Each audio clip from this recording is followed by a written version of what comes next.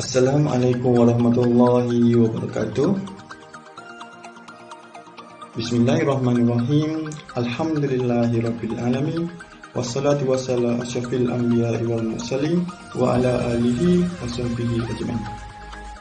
Alhamdulillah, kita dapat jumpa lagi sesi PDPR kita pada hari ini. Cikgu harap semua murid dalam keadaan sihat-sihat saja semua. Okey. Jadi untuk hari ini kita akan belajar pendidikan seni visual untuk tingkatan 2. Sebelum ni kita dah belajar bab 1, iaitu sejarah dan juga apresiasi. Okey. Bertajuk ragam seni hias pengangkutan. Okey. Dan alat permainan rakyat dan juga alat domestik. Okey, jadi kita teruskan untuk sambungan pada hari ini, iaitu dalam bidang seni halus. Tajuk 2 iaitu seni lukisan. Okey, apa itu maksud seni lukisan? Okey, jom kita tengok.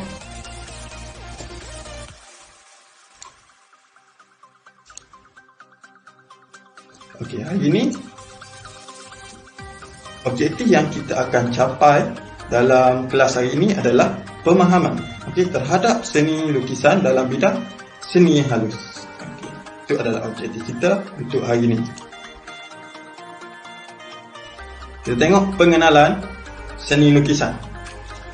Lukisan ialah kemahiran yang penting selari dengan kemahiran menulis dan juga bertutur. Lukisan ni kemahiran adalah perlu selari dengan kemahiran menulis dan juga bertutur supaya kita menghasilkan lukisan untuk menyampaikan maklumat dan juga makna kepada audiens ataupun kepada yang melihat lukisan kita. Sebelum ni kita untuk menyampaikan maklumat melalui tulisan. Dalam seni kita menyampaikan maklumat melalui lukisan. Dan lukisan merupakan pengetahuan awal untuk meluahkan perasaan atau menyalahkan pemikiran dan juga idea. Jadi sebelum terhasilnya satu lukisan, kita perlu melalui perasaan dan juga ingin menterjemahkan pemikiran dan juga mencari idea-idea kita yang kreatif. Tahukah anda bahawa kemahiran melukis ialah asas kepada perkembangan kemahiran dalam bidang seni visual yang lain? Hal ini kerana setiap pelukis perlu mempunyai kemahiran melukis sebagai asas kepada penghasilan karya-karya lain. Jadi, lukisan ini adalah kemahiran asas yang untuk terjadinya karya-karya lain. Contohnya kita menghasilkan satu karya ukiran kayu. Jadi untuk menghasilkan ukiran kayu, kita perlu melalui proses yang utama sekali adalah kemahiran melukis. Contohnya kita ada proses-proses lah sebelum menghasilkan ukiran kayu. Sebagai contoh, yang pertama kita membuat lakaran motif-motif untuk ukiran kayu. Dan yang kedua, kita perlu applykan satu lukisan ataupun lakaran yang kita buat tadi di atas kayu. Dan seterusnya kita akan proses yang seterusnya lah, mendebuk kayu dan juga mengukir, proses mengukir dan last sekali untuk meratakan permukaan kayu tersebut. Itu adalah contoh bagaimana satu lukisan ni, kemahiran lukisan ni ialah asas kepada penghasilan karya-karya yang lain. Boleh faham? Definisi lukisan. Lukisan ni merupakan suatu teknik menggambar atau hasil kerja seni yang menggunakan media kering.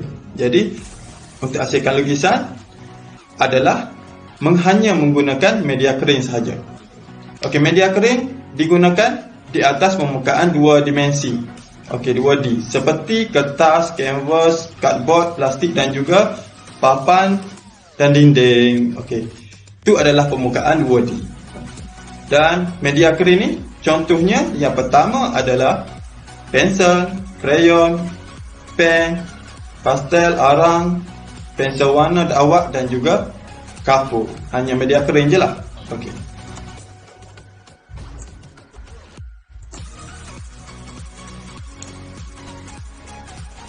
Okey, kita tengok sejarah perkembangan seni lukisan. Sejarah lukisan gua tempatan. Sejarah lukisan gua di Malaysia dianggarkan berusia 3,000 hingga 4,000 pada tahun dahulu. Lukisan zaman Neolitik yang terdapat pada dinding-dinding gua. Yang pertama adalah lukisan pada dinding gua Tambung di Perak. Okey, misalnya lukisan ni adalah dihasilkan menggunakan hematik berwarna merah. Hematik, apa maksud hematik? Hematik ni bermaksud dia menggunakan logam ataupun besi yang berwarna merah untuk menghasilkan lukisan pada di dinding gua ni. Okey. Lukisan tersebut mempamerkan figura manusia. Jadi dia lukis figura manusia yang sedang menari dan juga mencangkung. Okey. Selain itu terdapat paparan lukisan haiwan buruan, lukisan geometri dan kesan cap tapak tangan. Okey, jadi ni lukisan haiwan dan juga ada figura manusia kat sini. Okey, yang menari-nari. Okey, kita boleh nampaklah dengan jelas kat sini untuk karya ni. Okey, next. Okey, untuk karya lukisan pada dinding gua yang kedua adalah di dinding gua kain hitam Niah Sarawak. Okey, lukisan pada dinding gua kain hitam ini dihasilkan oleh masyarakat pribumi di Sarawak. Lukisan dinding sepanjang 200 kaki. Lukisan ni dia dihasilkan sebesar 200 kaki di Gua Batu Kapur. Ini menggambarkan kehidupan masyarakat dahulu. Yang ni pun dia menghasilkan figura manusia juga. Okey, yang tentang aktiviti masyarakat pada zaman dahulu. Okey, kita tengok untuk yang ketiga pula. Lukisan yang terdapat pada dinding Gua Merapuh, Pahang suka untuk ditafsir. Lukisan ni suka untuk ditafsir kerana kalau kita tengok figura dekat sini, dia yang melukiskan figura yang berbentuk lidi dalam kedudukan yang aneh. Kita tengok kat sini. Okey, figura manusia yang aneh, hanya badan saja. Kepalanya tak ada. Jadi kat sini lukisan ni aneh lah. Okey. Lukisan pada dinding gua ini di Gua Merapuh, Pahang. Okey. Kita kepada slide seterusnya. Okey, seterusnya kita lihat tentang untuk pelukis dan karya pelukis tempatan. Okey, kita dekat sini. Okey, kita akan belajar tentang tokoh, tokoh-tokoh atau pelukis tempatan. Tokoh-tokoh seni. Okey, yang pertama, negara kita mempunyai ramai tokoh terkenal dalam seni lukisan. Mereka bukan sahaja terkenal di dalam negara, malah di peringkat antarabangsa. Untuk yang kedua, contoh pelukis yang terkenal adalah yang pertama ialah Abdullah Arif. Yang kedua, Saidin Yahya. Yang ketiga, Muhammad Hussein Enas. Keempat, Zulkifli Buyung dan Datuk Lat. Ini adalah tokoh-tokoh seni yang terkenal di Malaysia. Okey, kita tengok tokoh yang pertama, iaitu Abdullah Arif. Okey, tokoh ini terkenal sebagai pelukis cat air, ilustrator dan pelukis komik. Abdullah Arif ni dia terkenal, dia menghasilkan karya dia menggunakan cat air dan juga ilustrator dan pelukis komik.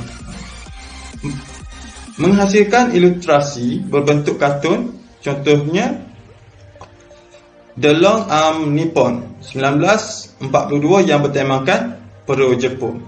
Dan yang ketiga, lukisan beliau juga terdapat dalam buku panduan akal pada tahun 1955 yang menjadi teks di sekolah-sekolah persekutuan Tanah Melayu ketika itu. Jadi beliau ni pada tahun 1942 lagi, dia masih. Okey, dia menghasilkan karya pada tahun 1942 lagi.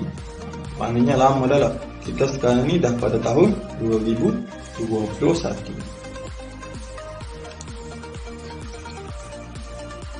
Okey, untuk tokoh yang kedua pula ialah Saidik Yahya. Pelukis ini komik dan ilustrator juga yang terkenal di Malaysia.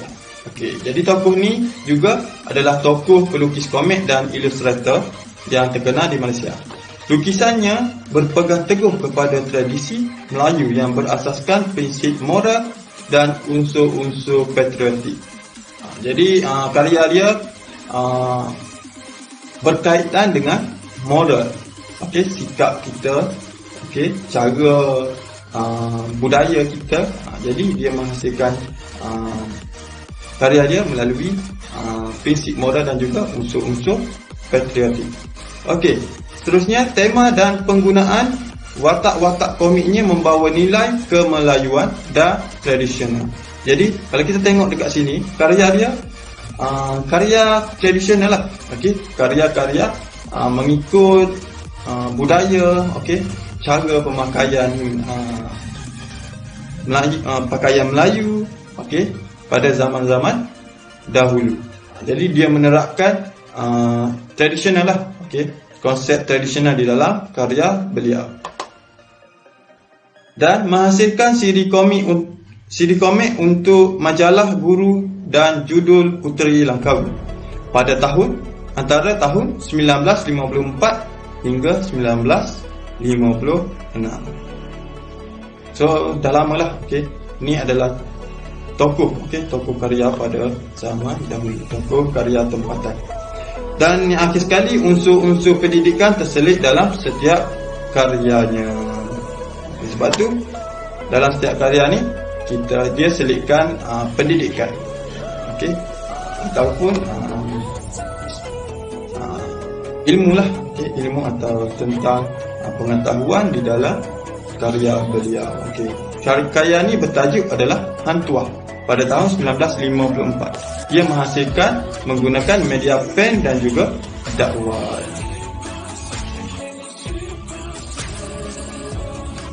Okey, seterusnya adalah tokoh seni Muhammad Hussein Enas.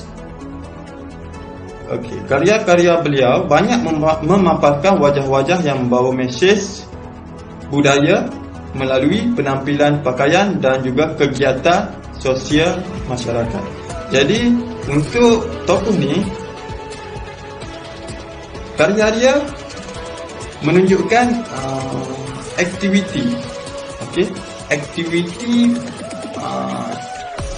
dalam masyarakat kita. Contohnya kita tengok yang pertama, ini karya beliau bertajuk Gadis Menumbuk Padi. Jadi gambar ni menunjukkan aktiviti yang sedang dilakukan. Melukis menggunakan media pastel dan arang. Bapa potret Malaysia dan digelar juga pelukis potret diraja. Beliau ni adalah tokoh potret, okey, tokoh potret diraja.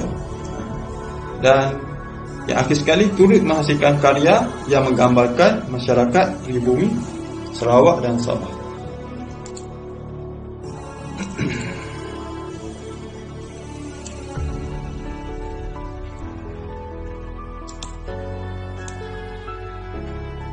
Okey. Ya. Okey, seterusnya Zulkifli Buyung. Kita tengok mendapat bimbingan daripada Patrick Ngangkuh On, seorang pelukis terkenal. Okey, ahli Wednesday Art Group. Okey, beliau gemar menggunakan alam kanak-kanak sebagai tema karyanya. Jadi dia menggunakan yang menghasilkan karya beliau, dia banyak mempunyai figura kanak-kanak. Okey, karya beliau menggunakan media soft pastel.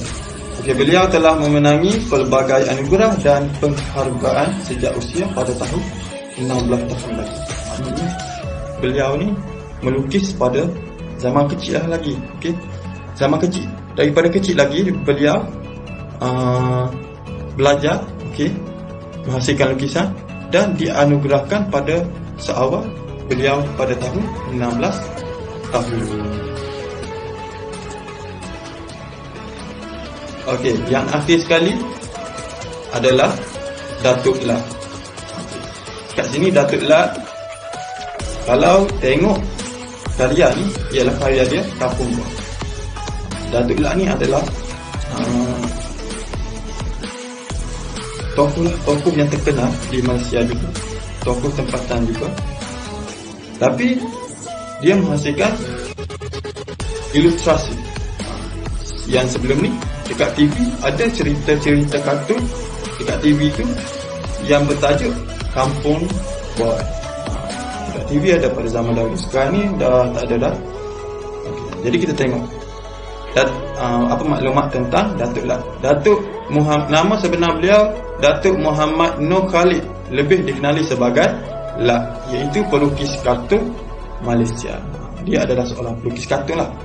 Okey, dan menerbitkan lebih daripada 20 jilid kartun semenjak berusia daripada 13 tahun lagi. Maksudnya dia belajar melukis pada sekolah rendah lagi. Dan dia menghasilkan kartun daripada kat sini 13 tahun. Masa dia berusia 13 tahun, dia dah boleh menghasilkan